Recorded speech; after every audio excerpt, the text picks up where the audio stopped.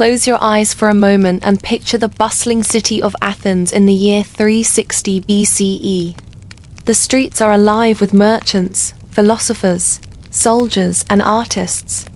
Sunlight glints off marble columns, and the scent of olive oil and fresh bread drifts through the agora.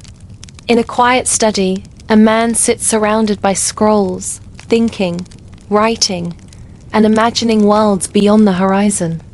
That man is Plato, one of the greatest philosophers of ancient Greece, a thinker whose ideas about knowledge, justice, and society still shape the world today.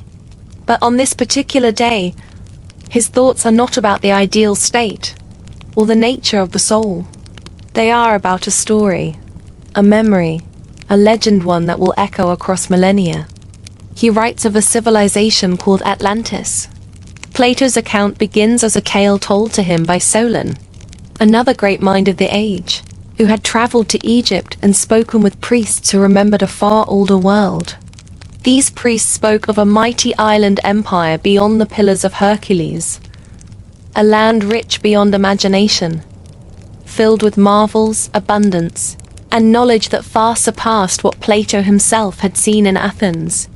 Imagine a place where architecture and engineering were perfected, where circular canals carried ships into the heart of the city, where temples shimmered with gold, silver, and a metal called orichalcum, shining like fire in the sunlight. Plato's description is vivid, and yet it carries an underlying message about the dangers of hubris, greed, and the moral decay of civilizations. But let's pause here and consider the world in which Plato was writing. The 4th century BCE was an age of exploration, curiosity, and expansion of knowledge. Greece was recovering from wars, experimenting with democracy, and building temples that still awe us today. It was also a time when stories of far-off lands were part fact, part imagination. Sailors returned with tales of strange coasts and exotic peoples, and these stories mingled with legends passed down for generations.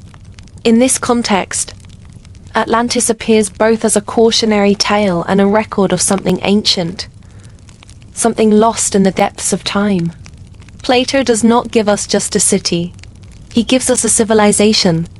He tells us about the kings of Atlantis, descended from Poseidon, the god of the sea, and a mortal woman named Plato. 10 sons ruled in harmony at first, dividing the island into 10 regions, each governed by a king. Their society is described as orderly, prosperous, and technologically advanced. Imagine a culture that combined wisdom, power, and reverence for the divine in ways that even modern societies struggle to emulate. And yet, Plato warns us, over generations, their hearts turned from humility to pride. Their ambition to dominate the world led them down a path that would end in destruction. What makes this story so mesmerizing is that Plato gives us details that feel tangible, almost archaeological. He speaks of mountains to the north, plains so fertile that crops multiplied effortlessly, rivers teeming with fish, and forests filled with wildlife. He describes intricate canals, bridges connecting concentric rings of land and water, and a central temple dedicated to Poseidon, the god who had founded the island. This is no mere island. It is a marvel, a city that blends human ingenuity with divine inspiration.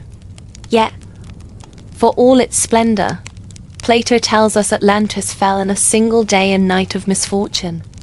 Earthquakes shook the land, the sea rushed in, and the island disappeared beneath the waves. Imagine that. An entire civilization, the brilliance of its cities, the wisdom of its kings, and the lives of thousands of people wiped from the face of the earth in moments.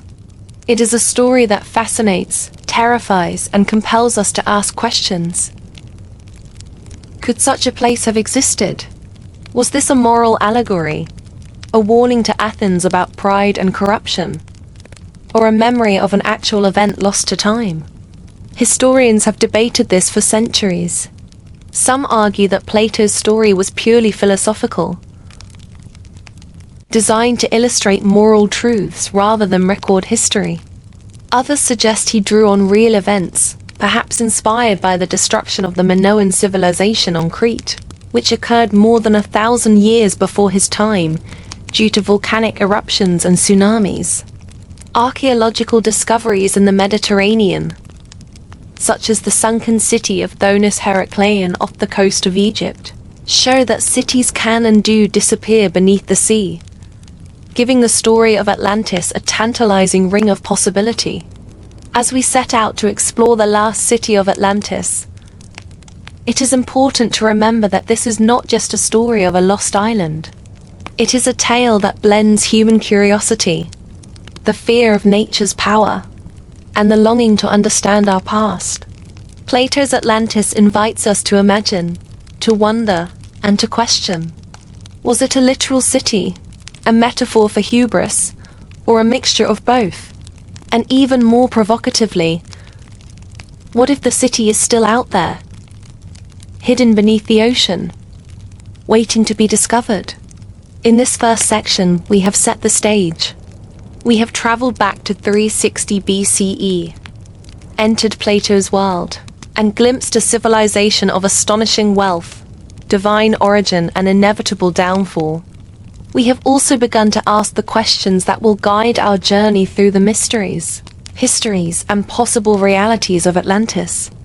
The next step is to dive deeper into the city itself, to imagine its streets, its people, and the wonders it held, and to follow the story as it moves from legend to possible truth. As we step deeper into the story of Atlantis, it is essential to return to the man who first recorded it. Plato. He was more than a storyteller. He was a philosopher, a thinker whose every word was intended to make people question, reflect, and seek wisdom. But with Atlantis, Plato steps into a different realm. He offers a tale so vivid, so detailed, and so captivating that it has confounded scholars for centuries. And yet, he presents it in a way that almost dares us to believe. Plato claimed that the story of Atlantis was passed to him by Solon, the famous lawmaker and poet who had traveled to Egypt in search of knowledge. According to Solon, Egyptian priests spoke of a civilization that existed long before the Greeks, a society so powerful and advanced that it controlled vast territories and commanded respect across continents. The priests described how Atlantis had fallen due to arrogance and greed. A morality tale, yes, but also a warning about the fragility of even the greatest civilizations. Here lies the fascinating tension. Plato presents the story as historical truth, yet he embeds it in a philosophical framework. He gives us names, geography, and intricate details, but at the same time, he emphasizes lessons about virtue, justice, and the dangers of pride. Scholars debate whether Atlantis is purely allegorical, a sophisticated metaphor, or real account inspired by actual events lost in time. Was Plato creating a parable for Athens, a cautionary tale about the dangers of imperial ambition? Or was he recording a memory of a real civilization that vanished before history could preserve it? The detail in Plato's narrative is staggering. He does not merely say, Atlantis was a powerful city. He describes the architecture, the concentric rings of land and water, the bridges, the harbors, and even the crops that grew in abundance. He speaks of gold, silver, and orichalcum, a rare metal that shone like fire. He provides the lineage of kings, the organization of the military, and the laws that govern their society. The precision and depth of these descriptions give Atlantis a sense of reality, a texture that makes it almost tangible, as if one could walk through its streets. But why would Plato go to such lengths for a fictional city? Some argue that the level of detail was necessary for his philosophical point. By illustrating a society of immense power and grandeur, he could contrast its ultimate downfall with the virtues of humility and wisdom. Others suggest that he drew on genuine sources, oral traditions from Egypt, stories of distant lands, and memories of real events like the catastrophic volcanic eruption on Thera, which devastated the Minoan civilization centuries before Plato's time. The question of fact or fiction is further complicated by the absence of physical evidence. Unlike Troy, whose ruins were discovered by Heinrich Schliemann in the 19th century, Atlantis has yet to be definitively located. This has led to centuries of speculation.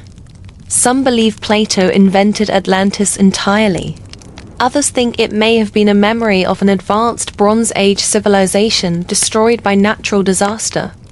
And still others argue that the story was a combination of both, rooted in history, but shaped and polished to deliver a moral lesson. The very idea of Atlantis taps into something deep within the human psyche. We are drawn to lost worlds, to civilizations that disappeared mysteriously, and to the possibility that there are truths beneath the surface of myth. Plato understood this allure. He gave enough detail to make the story believable, but left enough ambiguity to make it eternal. A riddle that generations of explorers, historians, and dreamers continue to unravel. It is also worth considering Plato's audience. Athens was a city recovering from wars, expanding its influence, and experimenting with democracy. The Athenians were proud, ambitious, and occasionally reckless. By presenting a story of a powerful empire that fell due to hubris, Plato was not only engaging their curiosity but offering them a mirror to examine their own society.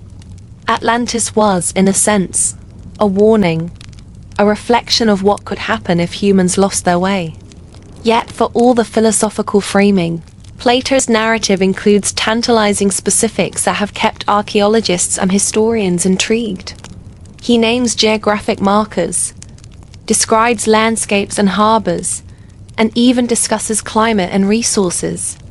These details make the story feel grounded, giving it a sense of authenticity that is difficult to ignore. It is this blend of moral allegory and vivid description that continues to fuel debates today. Even modern historians and scientists are captivated by Plato's words. They analyze the text for clues, looking for connections to real places like the Minoan civilization on Crete, the sunken city of Thonis Heracleion in Egypt, or even regions in the Atlantic or Caribbean. Each theory has its supporters and detractors, yet all share a fascination with the idea that Plato may have encoded truths about a lost civilization in the narrative of Atlantis. Plato's story also serves as a bridge between myth and archaeology. It demonstrates how oral traditions and ancient memories can preserve fragments of history long after events have passed. What the Egyptians told Solon may have been based on stories hundreds or thousands of years old, memories of tsunamis, earthquakes, or lost islands. Plato, a meticulous thinker, recorded these memories with care, ensuring that they survived even if the physical city did not. Ultimately, the question remains: is Atlantis fact or fiction? The answer may not be binary. It is possible that Plato combined memory, imagination, and philosophy to create a narrative that has endured for centuries. The brilliance of the story lies in its ambiguity. It feels real enough to provoke exploration, yet mysterious enough to leave room for wonder.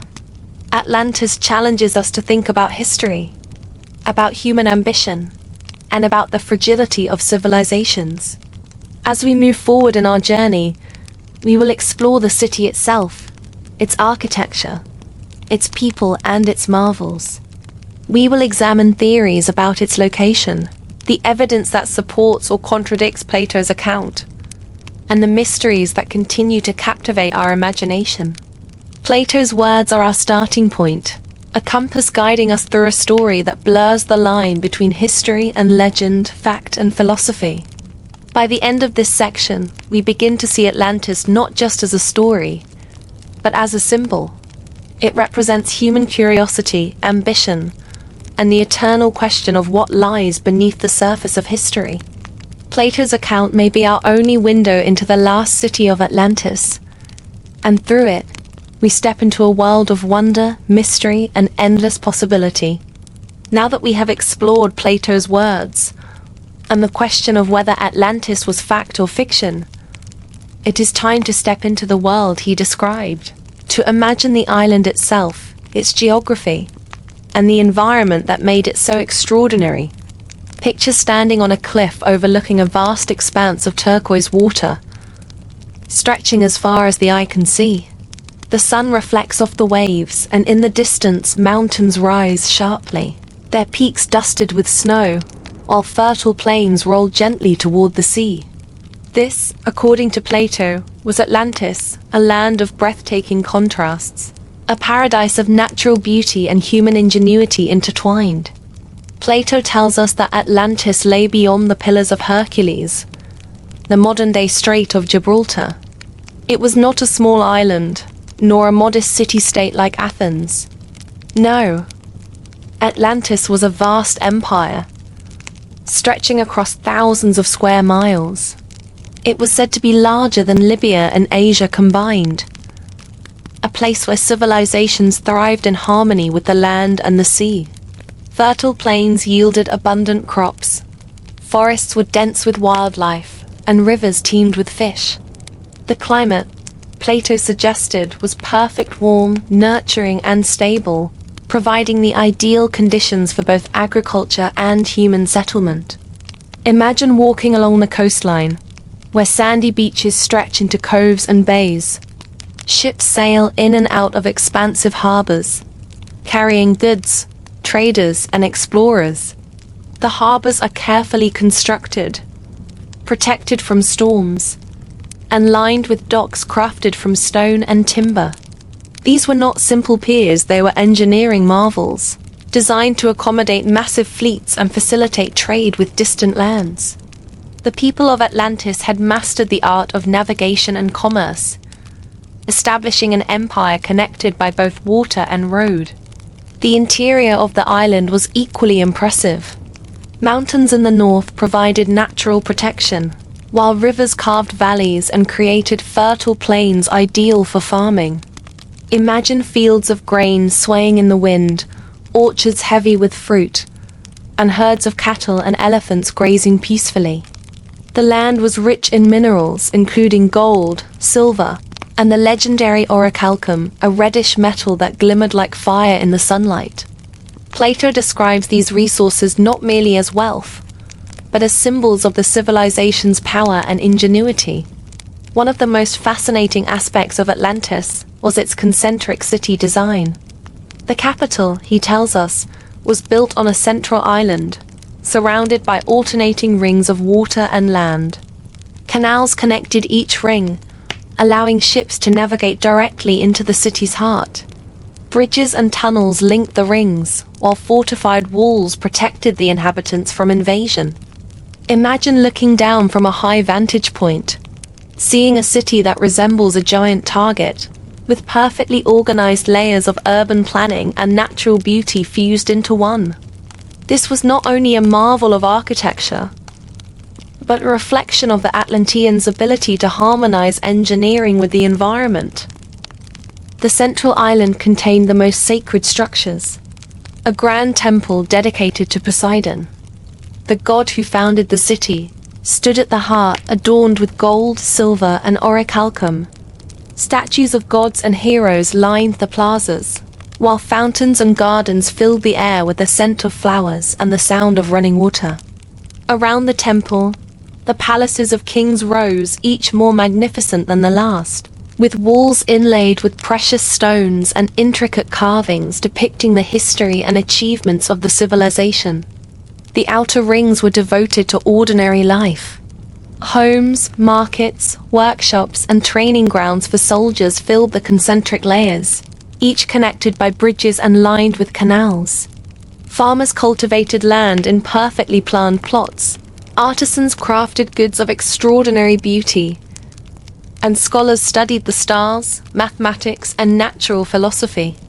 It was a civilization in balance, combining prosperity, order, and knowledge in a way that seems almost utopian from a modern perspective.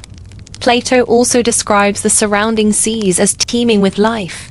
Fishermen brought in catches of fish. Dolphins frolicked near the shores, and trade ships navigated across the Mediterranean and beyond. The Atlanteans were said to have fleets capable of projecting power across vast distances, their influence reaching islands and coasts far beyond their homeland. The setting was not just beautiful, it was strategic, combining natural protection with accessibility for trade and exploration. And yet, despite all this splendor, Plato hints at fragility. The same mountains that protected the island could track disaster. Rivers that nourished the land could overflow in floods. The sea that enabled trade could unleash destruction. The setting of Atlantis, as wondrous as it was, contained the seeds of its own vulnerability. A reminder that even paradise is not immune to the forces of nature. This vivid landscape, described by Plato, is what has captivated explorers, historians, and dreamers for centuries. Every mountain, river, harbor, and plain is more than a backdrop. It is part of a civilization's story, part of what made Atlantis legendary. It is easy to see why so many have tried to match these descriptions with real-world locations, from the Mediterranean islands to the Azores, from the Caribbean to even Antarctica. Every corner of the globe has been considered, because Plato's setting is so detailed, so evocative, that it feels almost tangible even thousands of years later. As we explore the setting further in upcoming sections, we will begin to imagine the daily lives of Atlanteans, how they farmed, traded, worshipped, and governed. We will walk through the city streets, traverse the canals, and stand in the shadow of temples and palaces. The setting of Atlantis is not merely physical. It is a living, breathing world that invites us to step inside, to experience both its beauty and its mystery. By the end of this section, we are no longer simply hearing a story from Plato.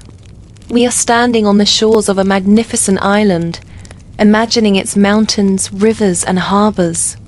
We are seeing the concentric rings of its capital, feeling the ambition of its people, and understanding the delicate balance between human achievement and nature's power. The setting of Atlantis is a marvel, a paradise, and a warning all at once.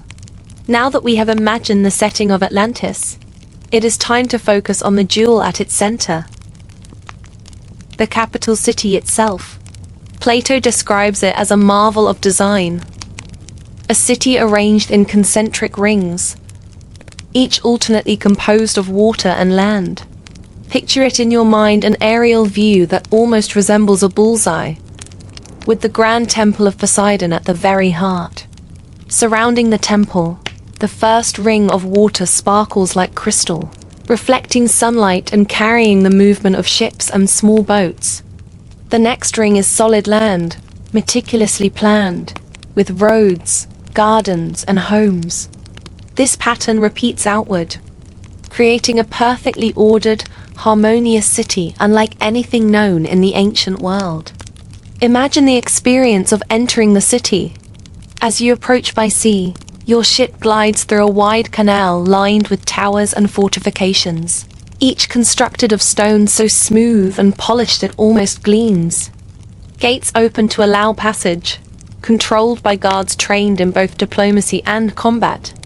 You feel both awe and subtle intimidation, sensing that this is a city designed not just for beauty but for power and defense. The outer rings act as fortifications, protecting the inner sanctum, the sacred temple, and the palaces of the kings. The canals are wide enough to accommodate the largest ships of the time. Merchant vessels carrying spices, metals, and exotic goods navigate smoothly from the outer harbor to the heart of the city. These waterways are lined with quays and warehouses, where goods are unloaded, inspected, and redistributed across the island. The design of Atlantis reflects an understanding of both commerce and strategy, a combination of beauty and function that few civilizations before or since have achieved. Between the canals, the rings of land are equally impressive. Residences, marketplaces, workshops, and public spaces are carefully organized. Streets are paved and wide enough for carts and processions, lined with trees and fountains.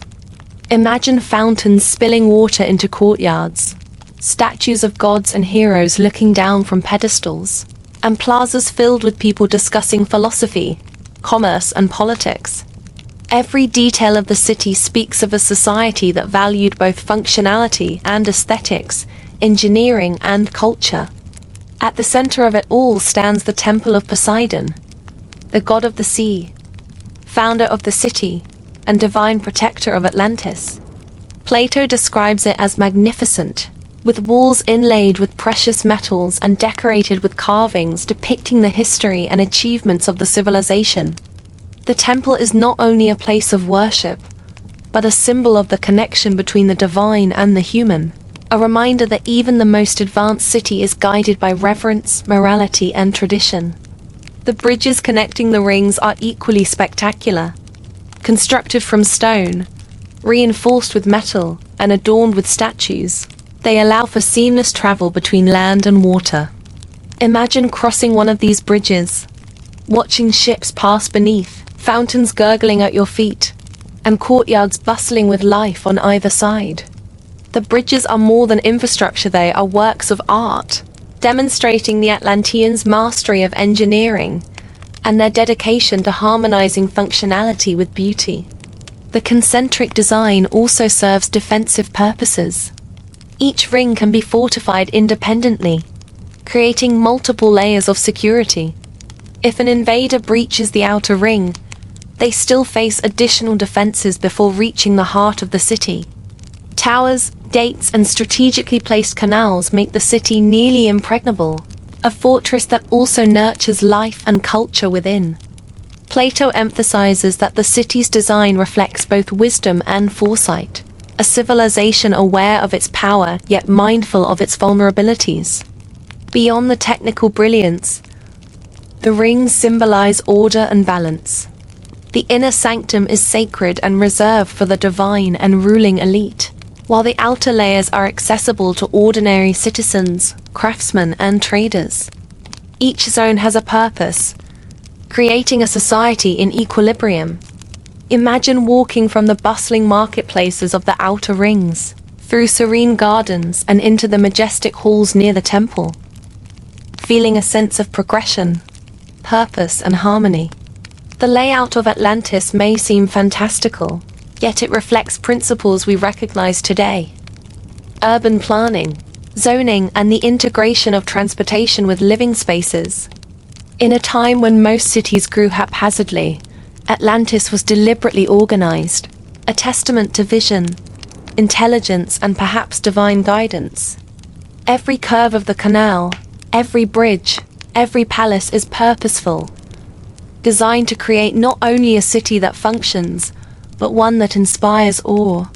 But, like all wonders, the City of Rings holds hints of fragility. Plato reminds us that even a perfect design cannot withstand the forces of nature unchecked. Earthquakes, floods, or human ambition could threaten even the most carefully constructed walls.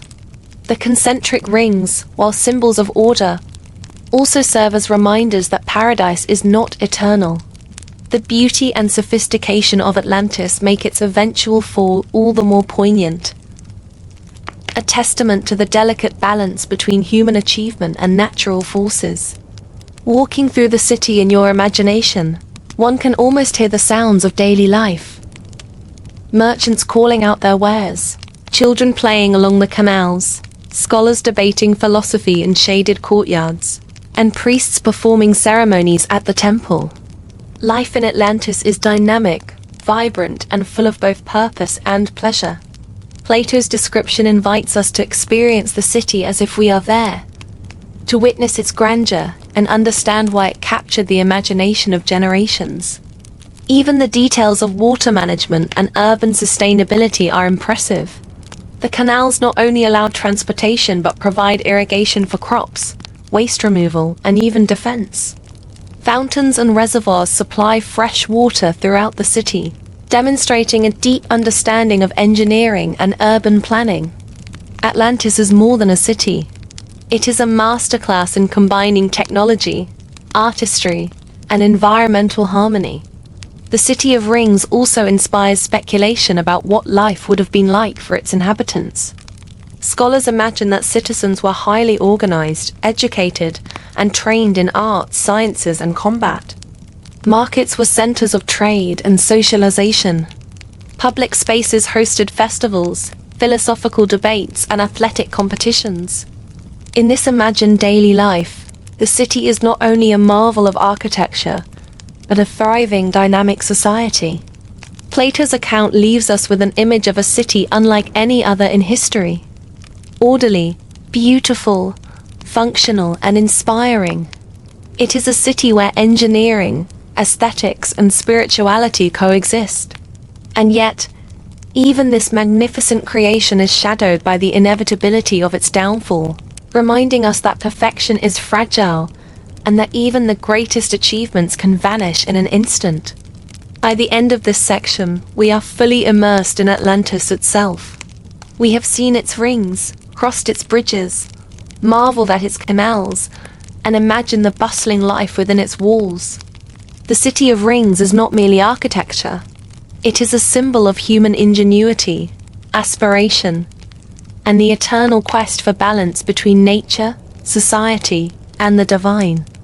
As we step further into the world of Atlantis, one of the most fascinating aspects of this civilization is its technology. Plato hints at innovations and engineering feats that seem far beyond the capabilities of the ancient world. Imagine walking through the streets of the City of Rings and seeing structures, machines, and systems so advanced that they rival even some of our modern inventions.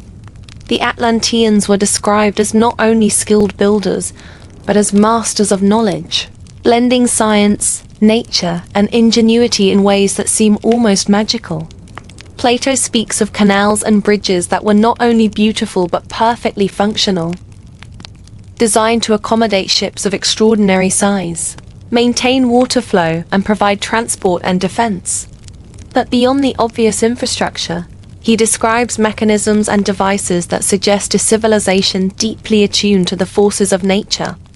Some researchers have speculated that the Atlanteans harnessed energy in ways lost to history, perhaps utilizing natural crystals, water flow, or even magnetic fields to power machinery or illuminate their cities. Think for a moment about what it would mean for a civilization to combine engineering, energy, and urban planning at such a scale. Unlike most ancient cities that grew organically, Atlantis was planned with precision. Buildings were oriented for efficiency. Canals regulated water flow, and agricultural zones were optimized to sustain a large population. In a world without modern electricity or engines, these achievements alone would be remarkable. Yet Plato hints at even more extraordinary advancements. There are descriptions of temples in which massive statues could move, or mechanisms that functioned in ways that defied conventional understanding. While some historians argue that these accounts are exaggerations or symbolic, the possibility that Atlantis achieved technological feats beyond its time is tantalizing. It invites us to imagine inventions that may have existed but vanished with the city devices that could manipulate water, transport goods, or provide energy on scales previously unimaginable. Plato also mentions the use of metals, particularly orichalcum, which adorned temples and palaces. This reddish gold metal is said to have been highly valued, even more precious than silver. Modern scholars have speculated that it might have been an alloy lost to history, perhaps used in ways that enhanced both aesthetics and function. The Atlanteans' use of materials suggests a deep understanding of chemistry and metallurgy, a sophistication that challenges what we assume about ancient technology. In addition to urban engineering and materials, consider the possibility of transportation innovations.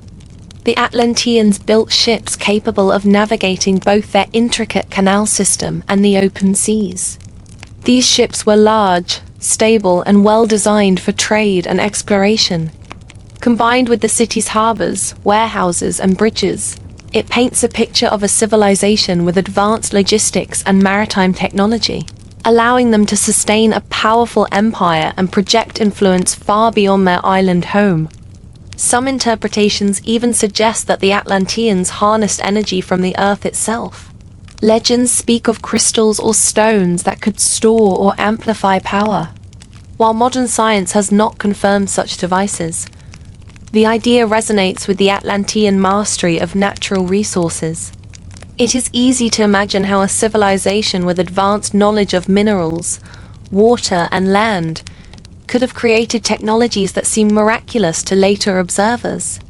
Agriculture and food production in Atlantis also reflected technological prowess.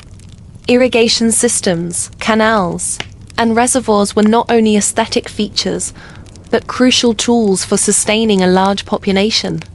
Crops flourished under controlled water distribution, while fish farms and livestock management ensured food security. This integration of infrastructure, natural resources, and urban planning reflects a civilization capable of remarkable foresight and innovation. The question naturally arises: how did a civilization so advanced vanish? The very technologies that allowed Atlantis to flourish may have contributed to its downfall. Over-reliance on complex systems, combined with arrogance and a belief in their invincibility, could have made the city vulnerable to natural disasters. Earthquakes, floods, or tsunamis would have been catastrophic, especially if sophisticated machinery was interwoven with daily life. Plato's account suggests a civilization that reached extraordinary heights, yet remained subject to the ultimate power of nature. What is truly captivating is the way Plato intertwines technology with morality. Atlantis is not only a story of invention, but a cautionary tale about pride. Advanced knowledge, when paired with ethical decay, can lead to destruction. The Atlanteans' mastery of the natural world and technology was unmatched, but it could not save them from the consequences of hubris. In this, the story resonates with modern audiences, reminding us that innovation alone cannot secure a society's survival without wisdom and restraint. Modern researchers have explored parallels between Plato's descriptions and real archaeological findings. Ancient civilizations like the Minoans demonstrated advanced plumbing, maritime engineering, and urban planning that hint at what might have inspired the Atlantis narrative. Though no definitive evidence exists of the more extraordinary technologies Plato implies, the blending of fact, imagination, and lost knowledge keeps the legend alive and continues to inspire both historians and dreamers. Imagine for a moment walking through an Atlantean workshop, artisans crafting objects of beauty, scholars measuring the stars, engineers testing mechanisms powered by water or wind. The city hums with the energy of intellect, creativity, and discovery. Plato's words allow us to envision not just buildings or canals, but a society that elevated human capability through curiosity, intelligence, and a profound understanding of their environment. Even today, the idea of Atlantis technology sparks curiosity and speculation. Could lost knowledge explain mysterious ancient artifacts, structures, or advanced engineering that seem out of place for their time? Some researchers suggest that hints of such innovations may survive in myths, legends, or unexplained discoveries around the world. Whether real or imagined, the story challenges us to consider how much knowledge humanity has gained, lost, and may yet rediscover. By the end of this section, we begin to see Atlantis as more than a city. It is a symbol of human ingenuity, creativity, and the potential for greatness. Plato's account challenges us to imagine a civilization capable of feats that inspire awe even today. The technologies of Atlantis, whether real or imagined, remind us that knowledge is a powerful tool, but one that carries responsibility. The brilliance of the city, its canals, bridges, and innovations, shines brightly in our imagination, making Atlantis not just a legend, but a vision of what humanity might achieve when intellect and ambition are combined with respect for the natural world. As we continue our journey through the lost world of Atlantis, One of the aspects that has fascinated historians, explorers, and storytellers for centuries is its immense wealth. Plato paints a picture of a civilization blessed not only with fertile lands, abundant resources, and technological prowess, but also with treasures that could rival any kingdom in history. Imagine standing at the gates of the City of Rings, seeing buildings adorned with gold and silver, streets paved with polished stone, and the glint of orichalcum catching the sunlight. The richness of Atlantis was not merely material. It radiated from the culture, the ingenuity, and the splendor of its society. The land itself contributed greatly to this wealth. Fertile plains stretched as far as the eye could see, yielding crops in astonishing abundance. Fields of wheat, barley, and other grains flourished. Orchards bent under the weight of fruit, and vineyards produced wine that may have rivaled the finest of ancient Greece. The Atlanteans understood agriculture with precision. Canals and irrigation systems ensured that water reached every plot, while reservoirs and carefully designed waterways prevented droughts and floods. It was a civilization that harmonized with the land, making nature an ally in the creation of prosperity. Minerals and metals were also abundant. Gold, silver, and copper were mined from the mountains and hills, providing material for palaces, temples, jewelry, and coins. But the most famous of all was orichalcum, a rare and mysterious metal that Plato describes as shining like fire. It was used in the inner walls of temples, the adornments of statues, and perhaps even in devices whose purpose remains lost to history. Some scholars have speculated that orichalcum was an alloy of copper and gold, or another metal now forgotten.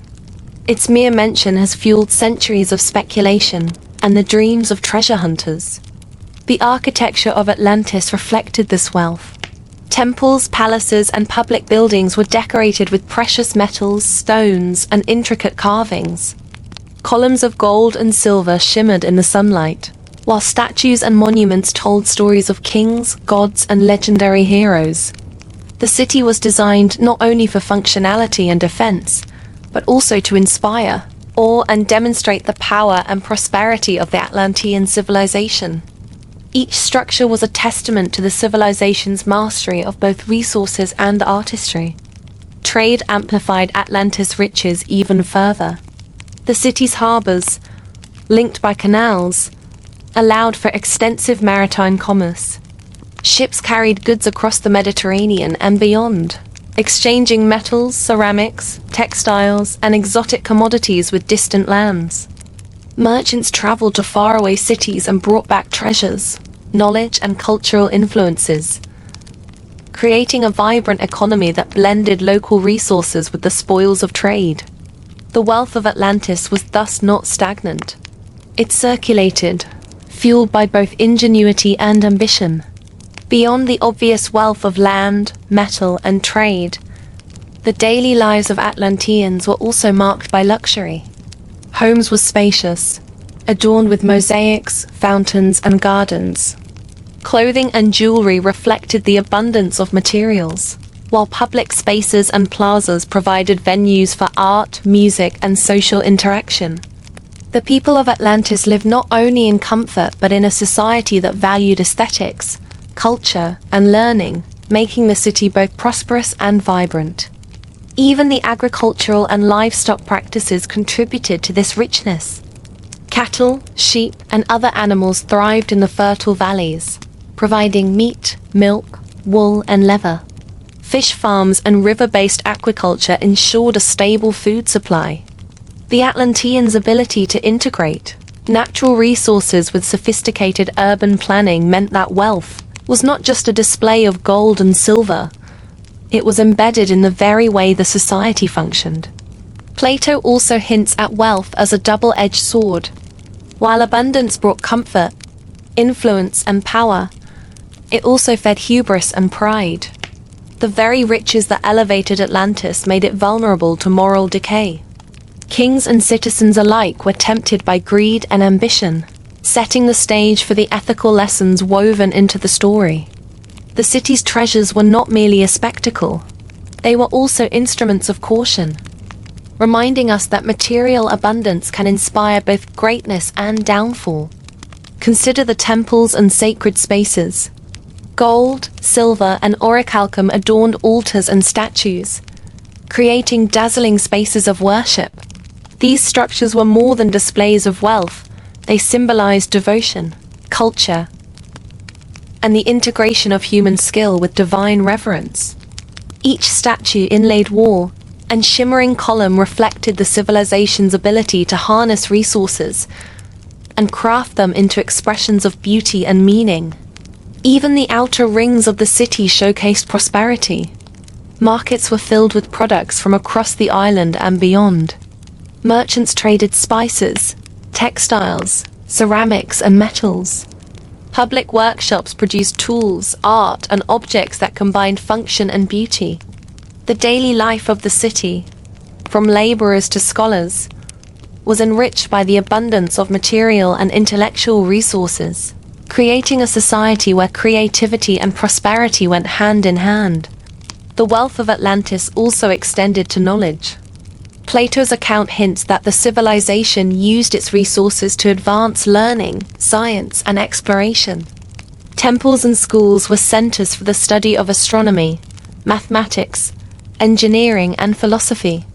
Technology, art, and culture flourished, fueled by the abundant resources of the island.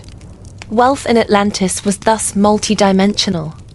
It was material, cultural, intellectual, and spiritual. Even in modern times, the legend of Atlantis' riches captivates imaginations. Treasure hunters, historians, and archaeologists have searched for gold, silver, orichalcum, and artifacts, driven by the allure of unimaginable wealth. Whether real or symbolic, the idea of a civilization overflowing with resources continues to inspire dreams, adventures, and the hope of uncovering secrets lost beneath the waves. By the end of this section, we see Atlantis as a civilization defined not just by technology or architecture, but by its abundance. Its wealth was visible in its buildings, its streets, its temples, and its markets. It was also woven into the fabric of daily life, trade, and learning. But Plato's story reminds us that riches alone cannot sustain a society. Prosperity without wisdom, without ethical guidance, can become a pathway to disaster.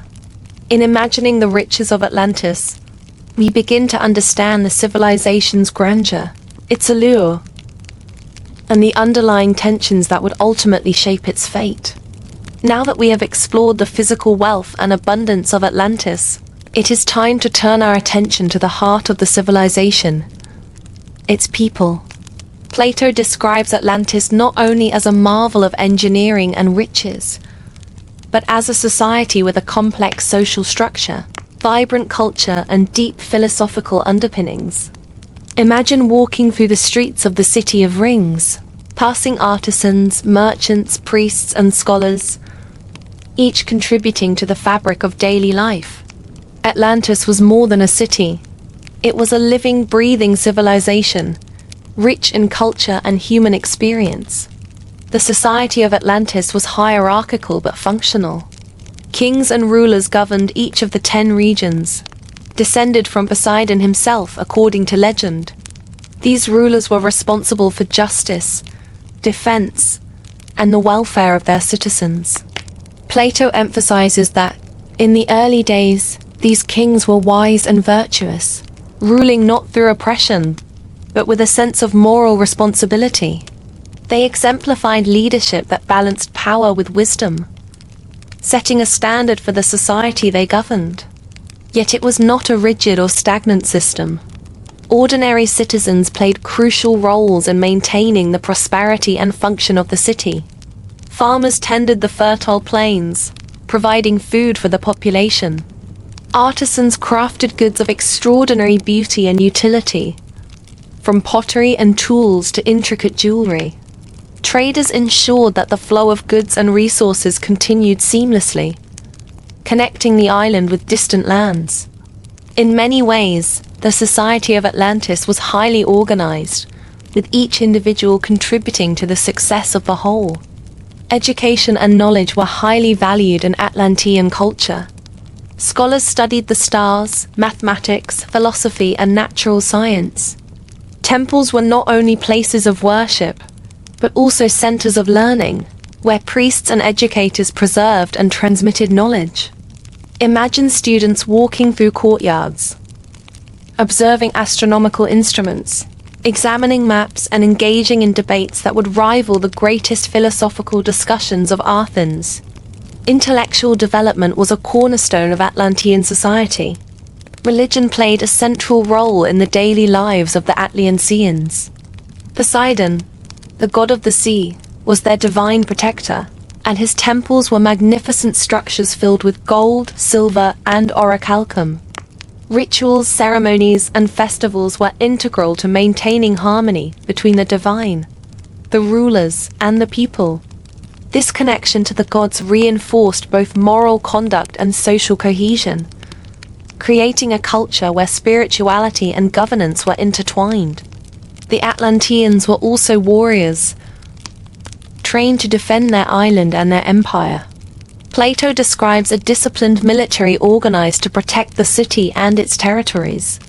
Soldiers trained in strategy, combat, and navigation, capable of defending the outer rings of the city and projecting power across distant islands.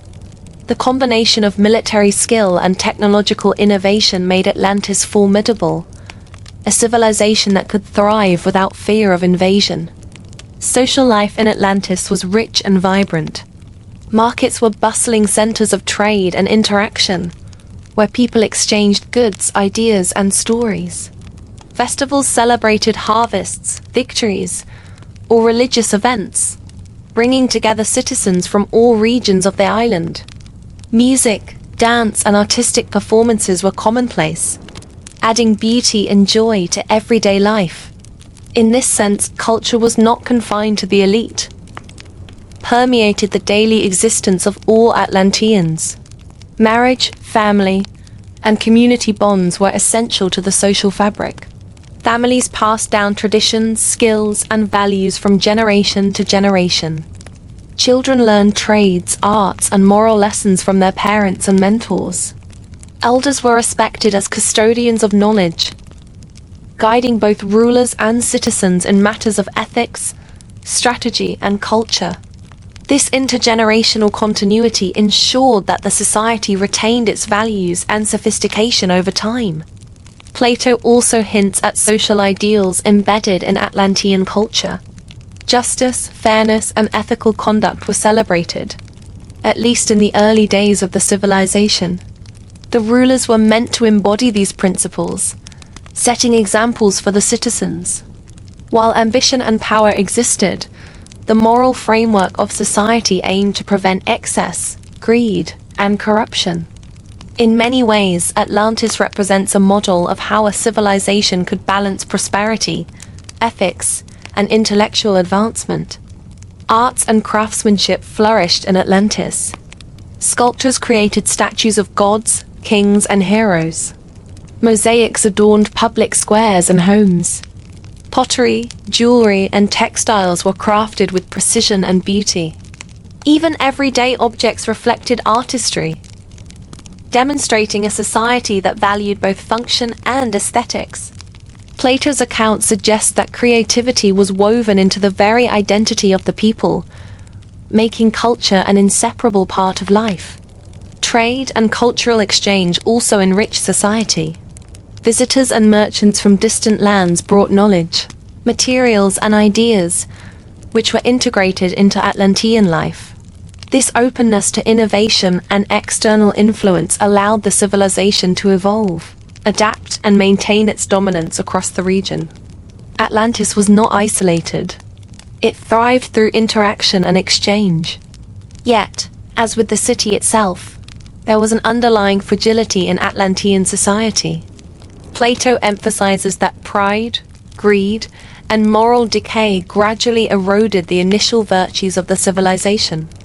Wealth and technology without ethical guidance led to ambition that exceeded limits.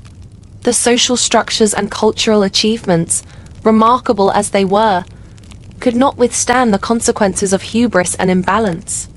Daily life in Atlantis, as imagined from Plato's words, was a blend of duty, culture, religion, and pleasure.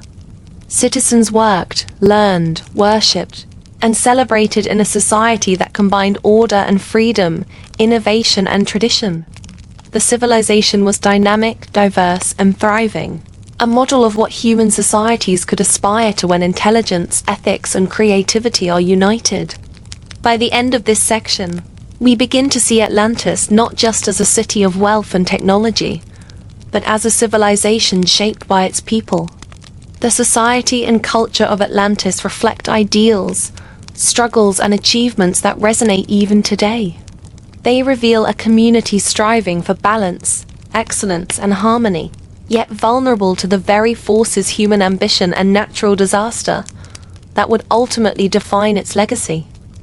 As we move deeper into the world of Atlantis, it is impossible to understand the civilization without examining its leadership.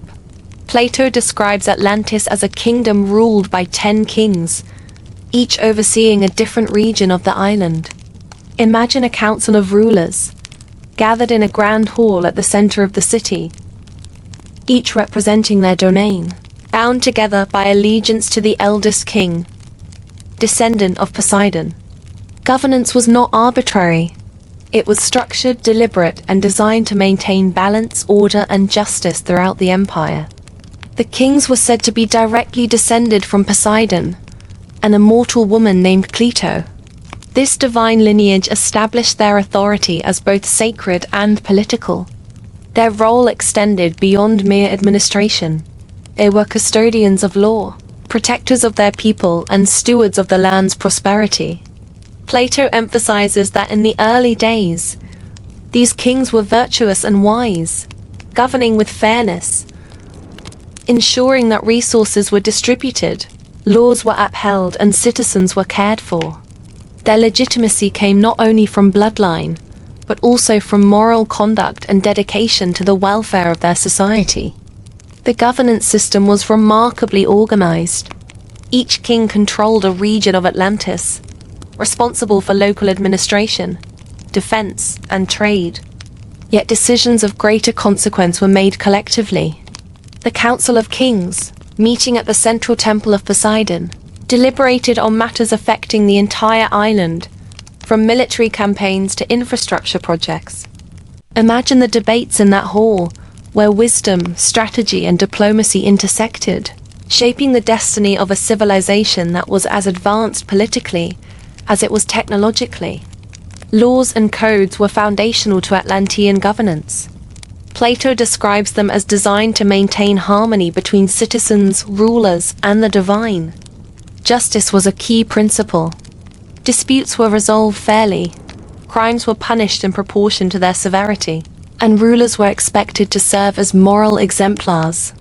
In this way, governance was not just a matter of authority but of ethical responsibility, ensuring that power was exercised with care and respect. The kings also played a central role in religious life.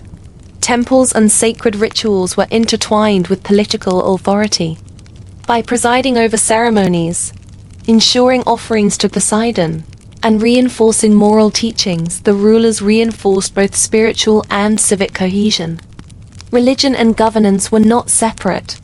They were mutually reinforcing, creating a society where loyalty to the divine mirrored loyalty to the state. Military organization was another critical aspect of governance. Each king oversaw regional defenses, training soldiers, and maintaining fleets capable of both protecting the island and projecting power abroad. The military was disciplined, strategic, and technologically advanced, reflecting the sophistication of Atlantean governance. Kings were not only administrators but also military leaders, responsible for safeguarding the civilization against both internal and external threats. Economically, the kings regulated trade, resources, and taxation. The abundance of Atlantis, its fertile land, mines, and access to distant markets required careful management. The Council of Kings coordinated distribution of goods, controlled marketplaces, and oversaw exchanges with other civilizations. This central planning allowed Atlantis to maintain prosperity, while preventing the kind of economic chaos that often undermines less organized societies. Plato also highlights the ethical dimension of leadership. The kings were expected to be just and temperate, avoiding excess and selfish ambition. In the early days, they succeeded, and the civilization flourished. But as time passed, pride, greed, and desire for dominance began to erode these ideals. The story of Atlantis serves as a cautionary tale. Even the wisest rulers, with the most advanced governance structures, are vulnerable to moral decay. One of the most fascinating aspects of Atlantean governance is the balance of power. While the eldest king held ultimate authority, the collective council ensured that no single ruler could act entirely independently. This system allowed for debate, compromise, and checks on potential abuse of power. It is remarkable to imagine such political sophistication in a civilization that existed thousands of years ago, demonstrating foresight, planning, and a keen understanding of human nature. The governance of Atlantis also emphasized accountability. Kings were expected to lead by example, embodying the virtues of the society they governed. Corruption was condemned, and rulers who failed in their duties risked both moral and social consequences. This focus on ethical leadership reflects a civilization deeply concerned not only with survival and prosperity, but with the cultivation of virtue as a guiding principle. In addition to politics and law, the kings promoted culture, arts, and education. Sponsoring schools, commissioning works of art, and supporting scholars, the rulers ensured that intellectual and artistic pursuits were integral to Atlantean life. Governance was not only about control, it was about fostering creativity, knowledge, and a sense of shared identity across the island. Finally, the story of the kings of Atlantis serves as a mirror to human ambition and fallibility. While they achieved greatness, their eventual moral decline, coupled with the hubris of their civilization, set the stage for the cataclysm that would engulf the island. Plato's account reminds us that leadership, no matter how enlightened, is vulnerable to the same forces: pride, greed, and human error that affect all societies. By the end of the section, we see Atlantis as a civilization not only defined by wealth and technology, but also by governance and leadership. Its kings were visionaries, administrators, and moral guides, balancing power with responsibility. The political system of Atlantis, combining hierarchy, collective decision-making, and ethical oversight, allowed the civilization to thrive. Yet it also foreshadows the vulnerability inherent in any society, a theme that resonates as power, wisdom, and hubris collide on this legendary island. Having explored the kings and governance of Atlantis, we now turn our attention to the daily lives of the people who brought the city to life. Imagine waking at dawn in a city of shimmering canals, walking along cobblestone streets lined with gardens and fountains, hearing the distant hum of commerce and the gentle splash of water against the bridges. Daily life in Atlantis was a vibrant mix of work, culture, community, and ritual, reflecting a society that balanced labor, leisure, and learning in a way that few civilizations have ever achieved. The majority of Atlanteans worked in agriculture, tending the fertile plains that stretched across the island. Farmers rose early to cultivate grain, vegetables, and orchards, using sophisticated irrigation systems that channeled water from rivers and canals directly to their fields. Terraces and reservoirs maximized productivity, while livestock roamed under the care of herders, providing milk, meat, and wool. Agriculture was not just survival, it was a science, practiced with knowledge passed down through generations, ensuring both abundance and sustainability. Craftsmanship and trade played a central role in urban life. Artisans labored in workshops, creating pottery, textiles, jewelry, and tools. Imagine the rhythmic sound of hammers striking metal, looms weaving colorful fabrics, and delicate hands shaping clay into objects both functional and beautiful. Markets bustled with activity as merchants sold goods, exchanged stories, and negotiated trade with travelers from across the Mediterranean and beyond. Life was dynamic, a continuous rhythm of creation, exchange, and innovation. Education and learning were woven into daily routines.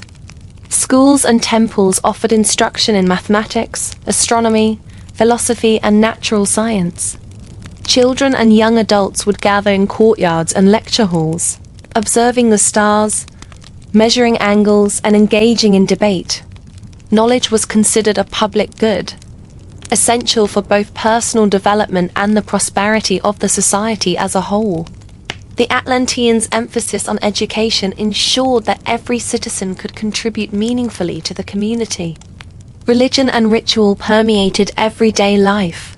Offerings to Poseidon, daily prayers, and festival ceremonies were part of the social fabric. Temples were not distant, austere structures, they were centers of community life, where citizens gathered to celebrate harvests, victories, or sacred holidays. Priests guided moral and spiritual conduct, providing counsel and maintaining the ethical framework of society. These rituals created cohesion and shared purpose, tying daily labor and leisure to a larger cosmic and moral order. Art and entertainment were equally important. Music, dance, and storytelling filled the plazas, while sculptors and painters adorned public spaces with visual narratives. Citizens gathered for performances, athletic competitions, and communal celebrations. Even daily life was imbued with beauty, as public spaces were designed for interaction, contemplation, and enjoyment. Imagine children playing along the canals while musicians practice in shaded courtyards, their melodies mingling with the rush of water and laughter of the community. Transportation was both practical and fascinating. Canals crisscrossed the city, allowing citizens to move goods and themselves efficiently. Bridges and streets connected districts, enabling easy travel while maintaining aesthetic harmony. Ships carried merchants and travelers, facilitating trade and exploration, while smaller boats ferried citizens across the city's concentric rings. The daily commute was as much a visual and sensory experience as it was functional. Food and cuisine reflected both abundance and sophistication. Farmers, fishers, and herders provided a diverse array of ingredients, while cooks prepared meals that combined local produce, fish, meats, and grains. Meals were social occasions enjoyed in communal spaces or private homes, often accompanied by music and conversation. Wine, brewed from local grapes, was a staple at celebrations and gatherings, symbolizing both the bounty of the land and the richness of cultural life. Health and wellness were integral to Atlantean life. Clean water from fountains and aqueducts, along with abundant food and planned urban spaces, contributed to a population that was physically fit and socially active.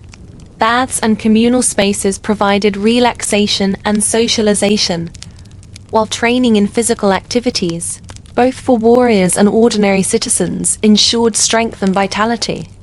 The Atlanteans' attention to well-being reflects a civilization deeply aware of the connection between body, mind, and environment.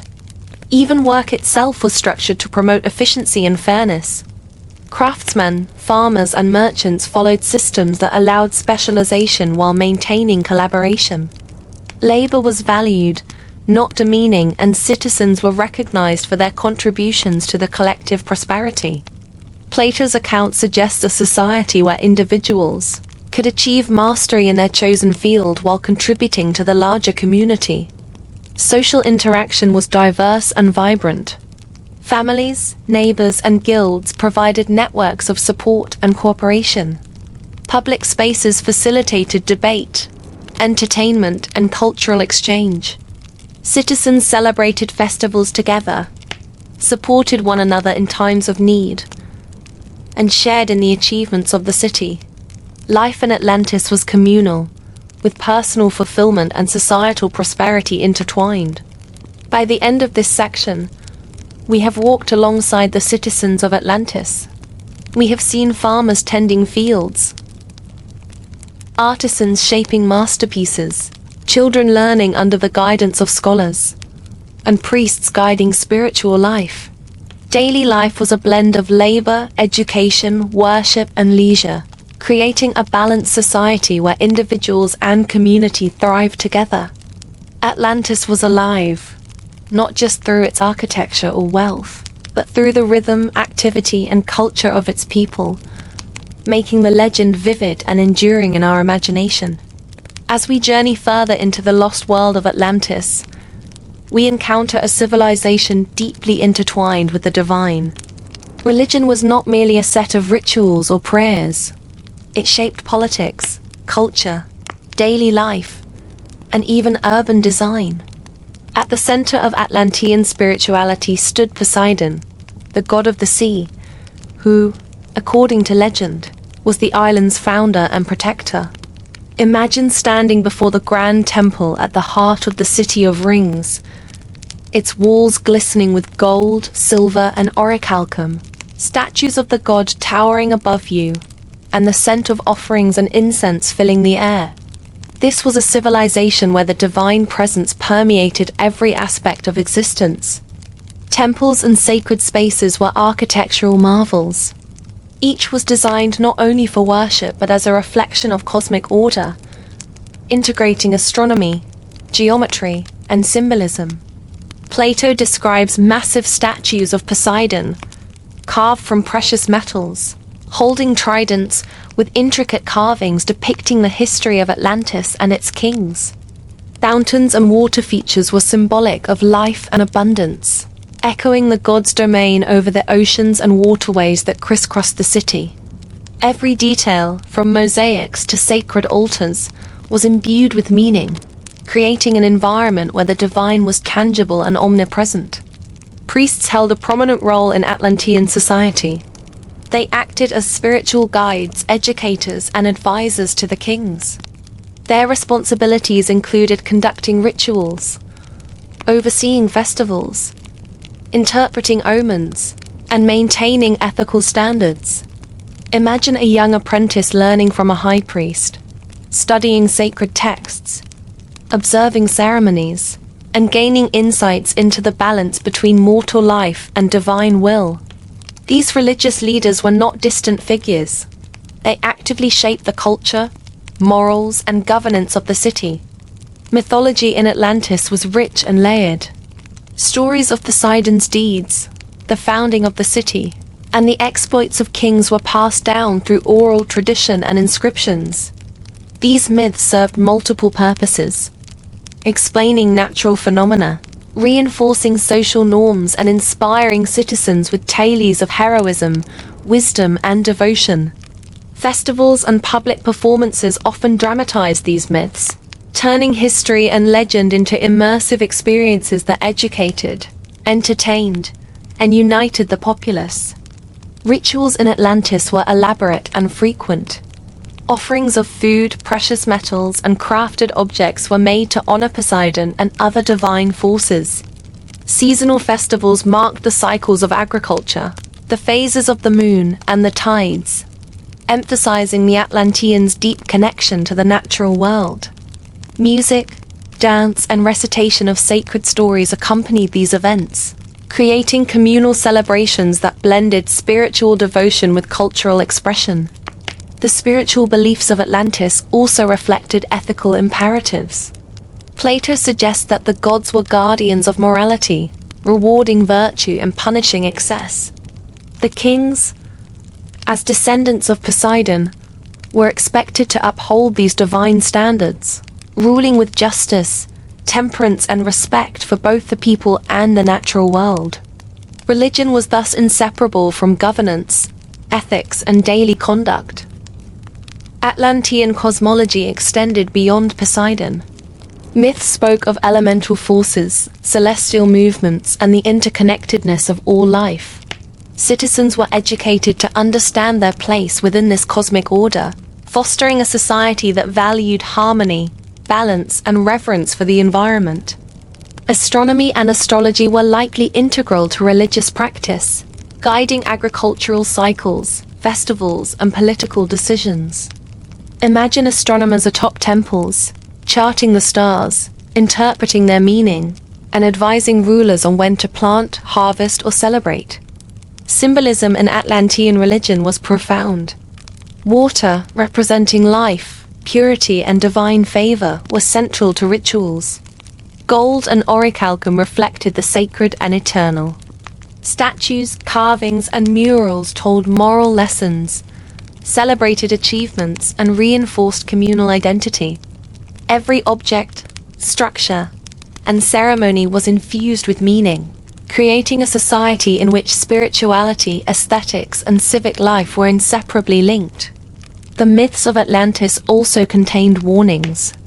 Stories of moral decline, hubris, and divine punishment were as prominent as tales of heroism. Plato emphasizes that the gods would not tolerate arrogance or corruption, a message intended to teach future generations about the consequences of ethical failure. Religion in Atlantis was not escapist. It was instructive, guiding citizens toward a society that balanced power, knowledge, and morality.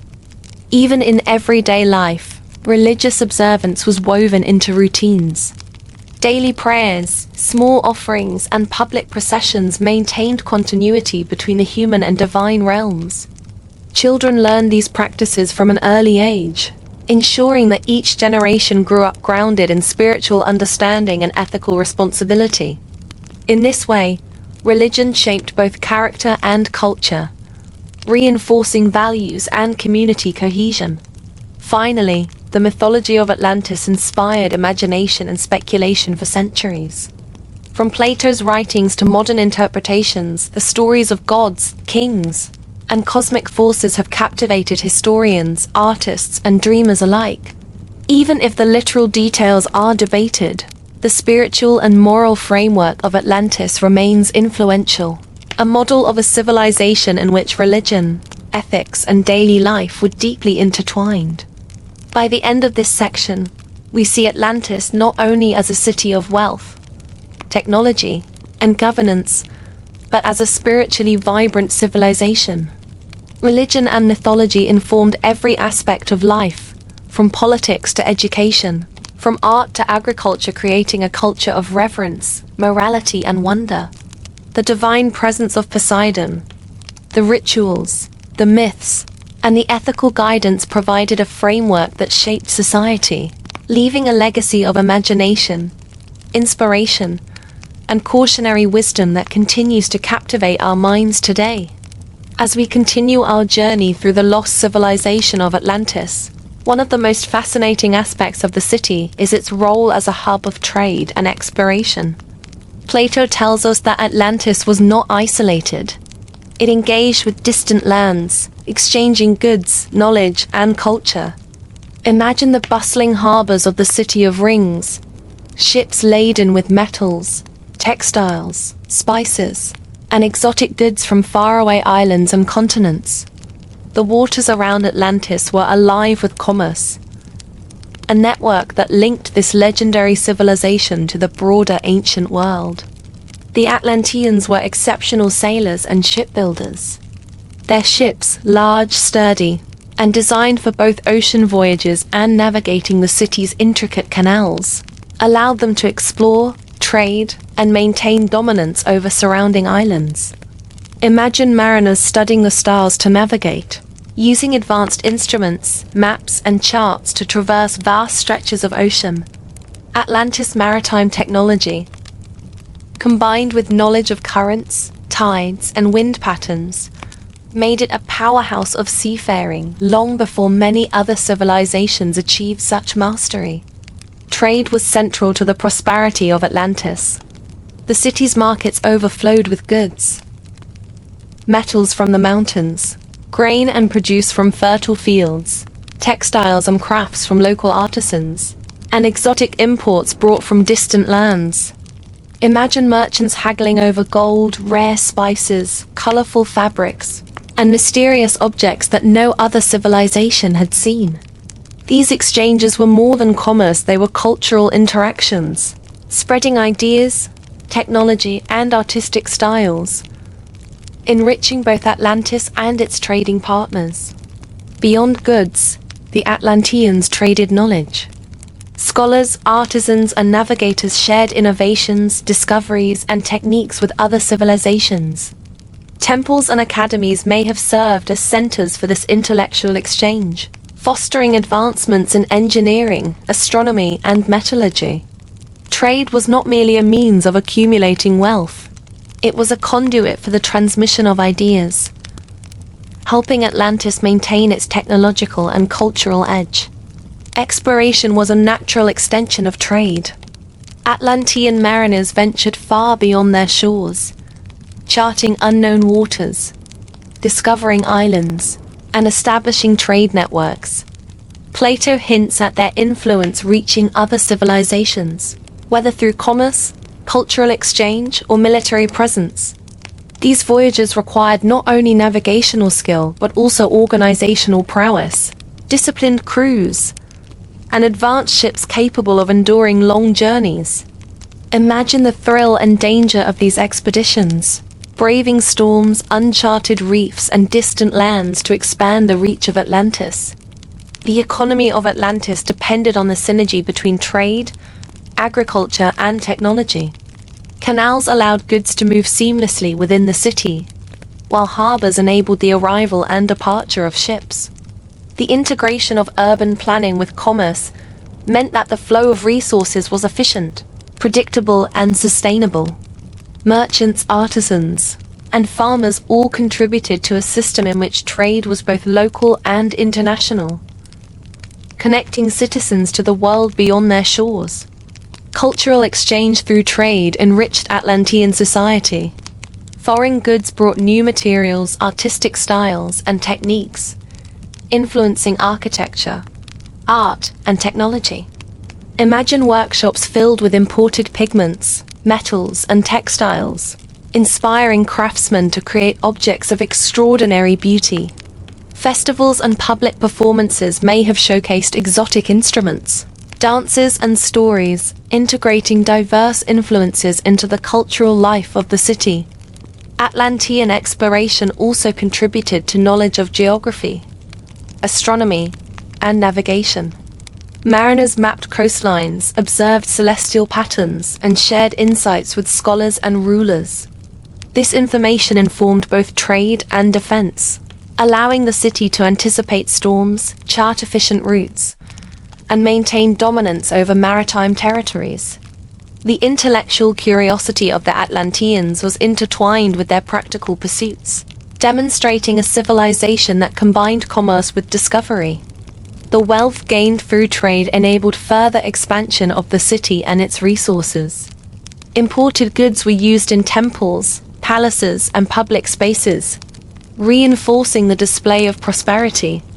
Surplus resources could be reinvested in infrastructure, technology, and culture, creating a virtuous cycle of growth and innovation. The success of trade networks was both material and symbolic, demonstrating the city's ability to influence and connect with the wider world. Yet exploration was not without risk. Atlantean sailors faced treacherous waters, storms, and potential conflict with other civilizations. Strategic planning, navigation, and diplomacy were essential to maintaining safe and profitable trade. The presence of a disciplined military and advanced maritime technology allowed Atlantis to protect its interests and maintain dominance over key trade routes. Trade and exploration also reinforced social cohesion. Citizens of all classes contributed to the economy, whether as artisans, merchants, laborers, or sailors. Participation in commerce created shared purpose and prosperity, strengthening loyalty to the city and its rulers. The success of these endeavors depended on collaboration, trust, and organization, reflecting the broader principles of Atlantean society. By the end of this section, we see Atlantis not just as an isolated marvel, but as a civilization deeply connected to the world. Its prosperity, technology, and culture were amplified through trade and exploration, linking the island to distant lands, ideas, and innovations.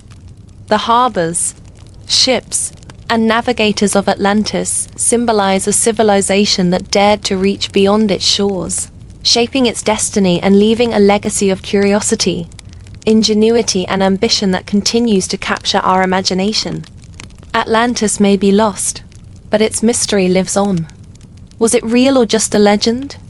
Tell me your theory below, and if you'd like a part 2, let me know. Don't forget to like and subscribe. Until next time. Keep searching.